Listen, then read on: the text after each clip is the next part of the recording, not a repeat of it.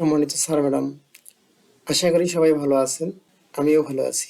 আজকে এই ভিডিওর পক্ষ থেকে আপনাদের প্রতি রইল শুভেচ্ছা। আজকে ভিডিওতে আমি দেখাবো কিভাবে ভিলুকআপ ব্যবহার করে আমরা একটি শিক্ষার্থীর অটোমেটিক মার্কশিট তৈরি করতে পারি। তো চলুন শুরু করা যাক। এই জন্য প্রথমেই আমাকে একটি শিক্ষার্থীর ডাটা শিট তৈরি করে নিতে হবে। আমাদের প্রথমে একটি এক্সেল ফাইল তৈরি করতে হবে। রাইট বাটনে ক্লিক করে নিউ অপশনে গিয়ে মাইক্রোসফট এক্সেল ওয়ার্কশিটের উপর ক্লিক করে দেব। আমরা ফাইলটি রিনেম করে দেব রেজাল্ট নামে। আপনি আপনার পছন্দ মতো নাম দিয়ে নেবেন। ফাইলটির উপর ডাবল ক্লিক করে ফাইলটি ওপেন করব। এভাবে কাল্পনিক ডাটা দিয়ে এরকম একটি স্টুডেন্ট ডাটা শিট তৈরি করে নেব আমরা।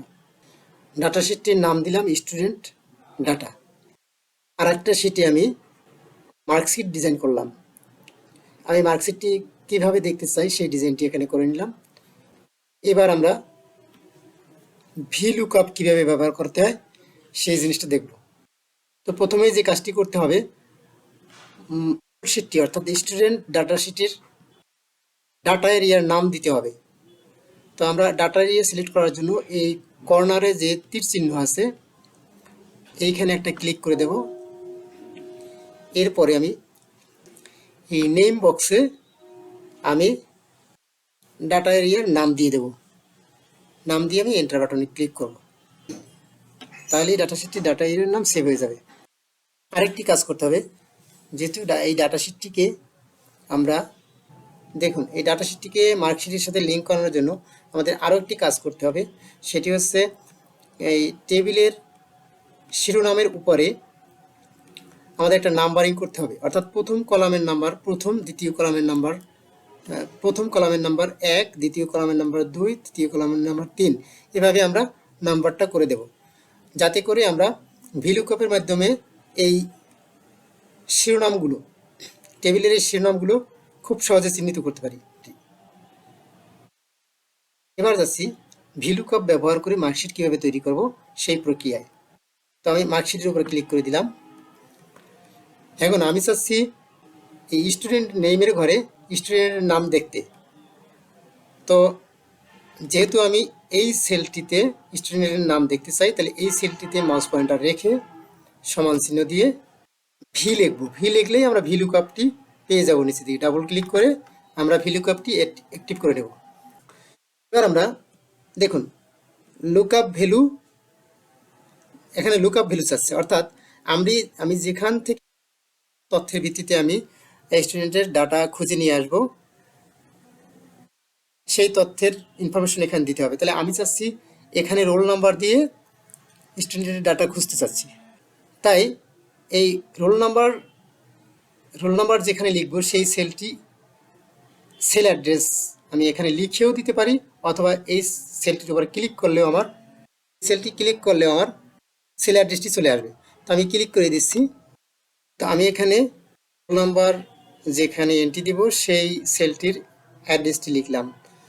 তো এই সেলটি আমি এই সেলটিতে যেহেতু বারবার রোল নাম্বার লিখব, তাই এই সেলটিকে লক করা প্রয়োজন। আর লক করার সিস্টেম হচ্ছে, লক করতে হলে ওই সেলের লক অ্যাড্রেসের লেটারের প্রথমে এবং শেষে একটি ডলার চিহ্ন দিতে হবে। তো এই সেলের অ্যাড্রেস হচ্ছে C6, এখানে লেটার হচ্ছে সি এর আগে একটা ডলার চিহ্ন দেব এবং সি এর পরে একটা ডলার চিহ্ন দেব। এখন এই লুকআপ ভ্যালুটা আমার লেখা হয়ে গেছে। এখন আমি এই কমা দিয়ে পরবর্তী স্টেপে যাব। কমা দিলে আমার এখানে আসছে এই যে টেবিল অ্যারে চাচ্ছে। টেবিল অ্যারে হচ্ছে আমি যে ডাটা এরিয়ার নাম দিয়েছিলাম সেটি। তো এখানে অবশ্যই মনে রাখতে হবে যে ডাটা এরিয়ার যে নামটি দিয়েছিলাম হুবহু সেই নামটি এখানে লিখতে হবে। ভুল লিখলে কিন্তু তথ্য আসবে না। তাই আমি এখানে এই ডাটা শিটটির ডাটা এরিয়ার নাম দিয়েছিলাম ইনফো, তাই ইনফো লিখে দেব। এবার এই কাজটুকু শেষ আমার। আমি কমা দিয়ে পরবর্তী স্টেপে যাব। পরবর্তী স্টেপে যাচ্ছে কলাম ইন্ডেক্স নাম্বার, অর্থাৎ আমি এই টেবিলটির এই স্টুডেন্ট ডাটার তথ্য থেকে কত নাম্বার কলামের তথ্য নিয়ে আসতে চাচ্ছি। আমি চাচ্ছি স্টুডেন্টের নাম রয়েছে 2 নাম্বার কলামে, যেহেতু আমরা এই স্টুডেন্টের ডাটারে একটা নাম্বারিং করেছিলাম, সেই হিসাবে দেখা যাচ্ছে ওখানে স্টুডেন্টের ডাটা রয়েছে 2 নাম্বার কলামে, তাই আমি এখানে 2 লিখে দিলাম। 2 লেখার পরে এই কাজটুকু আমার শেষ। এখানে যে কমা আছে, কমা দিয়ে আমরা পরবর্তী স্টেপে যাব। পরবর্তী স্টেপে আমরা অর্থাৎ কমন ভাবে আমরা 0 দিয়ে দেব। এবার আমরা ফার্স্ট ব্র্যাকেট দিয়ে ক্লোজ করে দেব, এন্টার প্রেস করে দেব। আমার সূত্র কিন্তু লেখা হয়ে গেছে, কিন্তু আমার তথ্য আসেনি।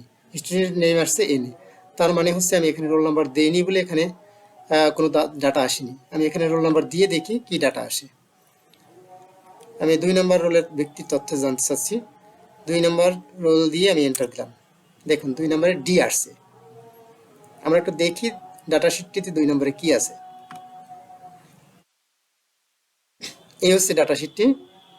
তো 2 নম্বর রোলের ব্যক্তির নাম হচ্ছে ডি। সূত্র সম্পূর্ণ ঠিক আছে।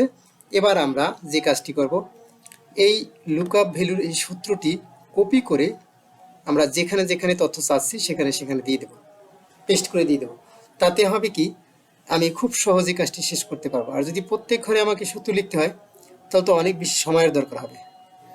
যার কারণে আমরা এই স্টুডেন্টের নেমের ঘরে ক্লিক করলে এই যে ফর্মুলা বা সূত্র দেখা যাচ্ছে, এখান থেকে সূত্রটাকে সিলেক্ট করে আমরা কপি করব।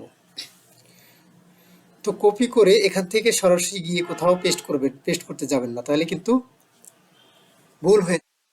আমি এখন বর্তমানে এই ঘরটি ধরা আছি, আমি এই ঘরটা থেকে আমাকে সরতে হবে আগে। কারণ আমি বর্তমানে এই ঘরটা ধরে আছি, আমাকে এই ঘরটাকে আগে ছেড়ে আসতে হবে, তাহলে পেস্ট হবে না। তাহলে পেস্ট হবে এখানে। আমি তো এখানে পেস্ট করতে চাচ্ছি না, আমি চাচ্ছি এইসব ঘরে পেস্ট করতে। তাহলে আমাকে আগে এই ঘরটিকে ছেড়ে দিতে হবে। তো এই ঘরটিকে ছেড়ে দেওয়ার জন্য আমার কি করতে হবে, এন্টারে প্রেস করতে হবে। এবার এই সূত্রটি, এখানের যে সূত্রটি আমরা কপি করেছি এখান থেকে, সেই সূত্রটি কিন্তু আমার কপি হয়ে আছে। এখন আমি যেইখানে স্টুডেন্ট ডাটাশিট থেকে তথ্য নিয়ে আসতে চাই সেখানে এটা পেস্ট করে দেব। বাংলার ঘরে আমি তথ্য নিয়ে আসতে চাই, দিলাম পেস্ট। ইংলিশের মার্কের ঘরে আমি তথ্য দেখতে চাই, পেস্ট। ম্যাথের ঘরে আমি তথ্য দেখতে চাই, পেস্ট। সায়েন্সের ঘরে তথ্য দেখতে চাই, পেস্ট। ডিজিটাল টেকনোলজি ঘরে তথ্য দেখতে চাই, পেস্ট। এবার টোটাল মার্কের ঘরে আমি যদি পেস্ট করতে চাই, পেস্ট হবে না। দেখুন একটি ওয়ার্নিং আসছে, কারণ হচ্ছে আমি এখানের এই ঘরগুলোকে মার্জ করেছিলাম, যার কারণে এখানে পেস্ট হবে না। আগে এই ঘরগুলোকে আনমার্জ করতে হবে। তাহলে এই ঘরটি সিলেক্ট করে আমি ঘরটিকে আনমার্জ করে দেব। এবার যে কোনো একটি ঘরে আমি সূত্রটি পেস্ট করে দেব। পেস্ট করে দিই, তারপরে আমি আবার এটিকে মার্জ করে দেব। এবার কিন্তু সমস্যা নেই, ঠিক আছে। একই পদ্ধতিতে এই ঘরটিকেও আমি আনমার্জ করে দেব। আনমার্জ করে দেওয়ার পরে আমি যে কোনো একটা ঘরে সূত্রটি পেস্ট করে দেব। এখান থেকে কপি করে কন্ট্রোল সি দিয়ে আমরা কপি করব। কপি করে আমরা এই ঘরটায় ধরা আছি, যেহেতু এই ঘরটাকে সরাতে হবে, সরাতে গেলে আমাকে এন্টার দিতে হবে। এবার আমি এখানে গিয়ে পেস্ট করে দেব, ঘরগুলো আমি আবার মার্জ করে দেব। ঠিক একই নিয়মে আমরা এই ঘরটিতেও আনমার্জ করে আমরা এবার এই ঘরটিকেও আনমার্জ করে দেব। দেখুন আমি যেখানে যেখানে ডাটাশিট থেকে তথ্য আনতে চাচ্ছি সেই জায়গায় আমার সূত্র করা হয়েছে। তবে একই সূত্র আমি সব জায়গায় প্রয়োগ করেছি, কারণ এখানেও দেখা যাচ্ছে কলাম নাম্বারের তথ্য চেয়েছি, আমি 2 নাম্বার কলামের তথ্য চেয়েছি। এখানেও আমি 2 নাম্বার কলামের তথ্য চেয়েছি। এখানেও আমি 2 নাম্বার কলামের তথ্য চেয়েছি। যেহেতু কপি করা, তাই সব জায়গায় ওই একই কলামের তথ্য চলে আসছে। কিন্তু আমাকে কাজ করতে হবে, এই ঘরে তো আমি 2 নাম্বার কলামের তথ্য চাচ্ছি না, এই ঘরে কয় নম্বরের কলামের তথ্য চাচ্ছি একটু দেখে আসি ডাটাশিটটি। দেখুন আমি চাচ্ছি এই বাংলার ঘরের তথ্য। বাংলার ঘরের কলামের নাম্বার হচ্ছে 3। তাই আমার মার্কশিটটির এই বাংলার ঘরের সূত্রতে এই 2 কলামের পরিবর্তে আমাকে টাইপ করতে হবে 3 কলাম। এন্টার দিলাম, দেখেন মার্ক চলে আসছে। ঠিক ইংরেজির ঘরেও আমি কয় নাম্বার কলামের তথ্য চাচ্ছি। ইংরেজির ঘরে দেখেন ইংরেজি আছে 4 নাম্বার কলামে। তো আমি এই ইংরেজির ঘরের সূত্রের কলামটি বাদ দিয়ে আমি 4 করে দেব। এন্টার। এইভাবে আমরা ম্যাথ আছে কত নাম্বার কলামে? 5 নাম্বার কলামে। এই যে 5 নাম্বার কলাম, এই আমি এখানে ম্যাথের ঘরের কলামটি আছে 2, সূত্রে দেওয়া আছে 2, কিন্তু আমার হবে এখানে 5, যেহেতু 5 নাম্বার কলামের থেকে আমি ম্যাথের তথ্য চাচ্ছি। দিয়ে এন্টার। বিজ্ঞান আছে 6 নাম্বার কলামে, তাই বিজ্ঞানের ঘরের সূত্রে 2 নাম্বার কলামের পরিবর্তে আমি 6 নাম্বার কলাম দিয়ে এন্টার দেব। ডিজিটাল টেকনোলজি তথ্য স্টুডেন্ট ডাটায় কত নাম্বার কলামে আছে? 7 নাম্বার কলামে। তাই আমি এখানে এই 2 নাম্বার কলাম বাদ দিয়ে আমি 7 লিখে এন্টার দেব। এবার আসুন টোটাল মার্কটা আসলে স্টুডেন্ট ডাটার কত নাম্বার কলামে আছে? স্টুডেন্ট ডাটার টোটাল মার্কটি আছে 8 নাম্বার কলামে। এবার আমরা মার্কশিটে গিয়ে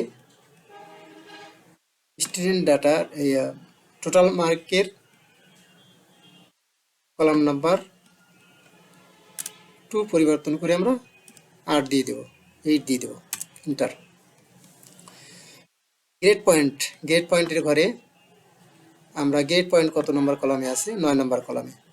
গ্রেড পয়েন্টের সূত্রের ঘরে আমরা কলাম নাম্বার পরিবর্তন করে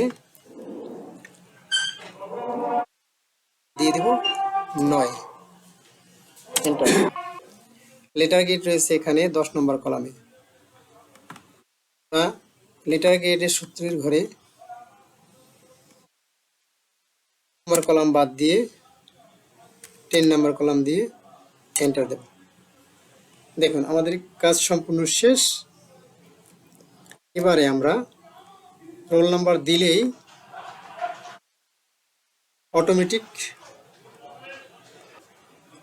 অটোমেটিক বাই নেমে শিক্ষার্থীদের মার্কশিট তৈরি হয়ে যাবে। যেমন দেখুন এখানে যদি আমি রোল টাইপ করি 5, এন্টার দিলেই 5 রুলে কে আছে তার ডাটাশিটটি, 5 রুলে যে আছে তার মার্কশিটটি তৈরি হয়ে যাবে। 5 রুলে কে আছে দেখি আমরা। 5 রুলে আছে এফ নামক ব্যক্তি।